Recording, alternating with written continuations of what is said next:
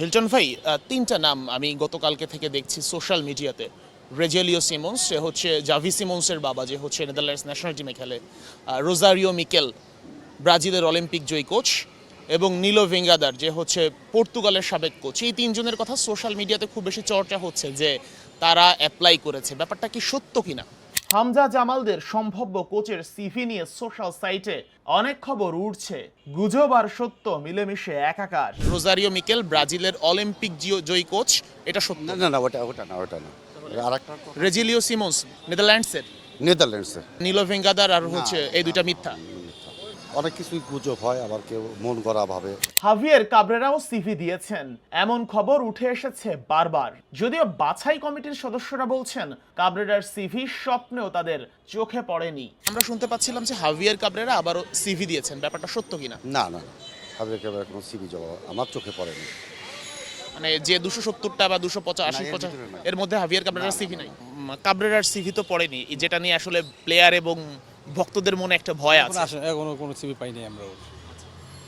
CV 30 তারিখ পর্যন্ত যত জমা পড়বে, এরপরে কি আপনারা শর্টলিস্ট শুরু করবেন কিনা? শর্টলিস্ট আমরা করতেই আছে এখন। আমরা এত সিভি গুনে শেষ করাই কঠিন, সেগুলো ভালো করে দেখাই এখন দুষ্কর হয়ে পড়েছে। অনেকগুলো সিভি পড়েছে, এই সিভিগুলোতে যদি আমরা 5 মিনিট করে সময় দিই তো অনেক টাইম লাগবে। তো আমরা যেহেতু আমাদের প্রাথমিকভাবে আমরা বাছাই করছি, আজকেও আমাদের চলমান প্রক্রিয়া অব্যাহত ছিল। আমরা আজকেও বেশ কিছু কোচ সিলেক্ট করেছি। 30 এপ্রিল পর্যন্ত জমা দেওয়া যাবে সিভি। কোচ নির্বাচনেও খুব বেশি দিন সময় হাতে নেই। আপনাদের তো দুইটা মিটিং হলো মোটামুটি গতকালকে আজকে।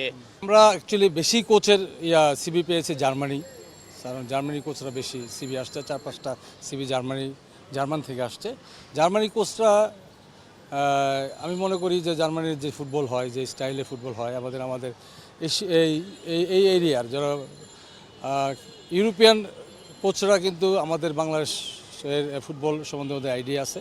কোচদের সিভি নিয়ে কিছু রিউমারও যে সোশ্যাল মিডিয়ায় ঘুরে বেড়াচ্ছে, সেটা বাছাই কমিটির বক্তব্যে পরিষ্কার। কেউ কেউ বলছেন হাভিয়ের কাবরেরা সিভি জমা দিয়েছেন ফেডারেশনে, সেটাও এখন পর্যন্ত মিথ্যাই প্রমাণিত হয়েছে। ঠিক একইভাবে যত কোচের নাম বলা হচ্ছে সবাই কিন্তু আবেদন করছেন না, কিন্তু কোনোটা সত্য।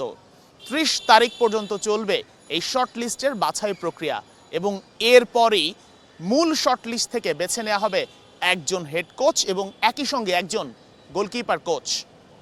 শেখ আশিক, 71, ঢাকা।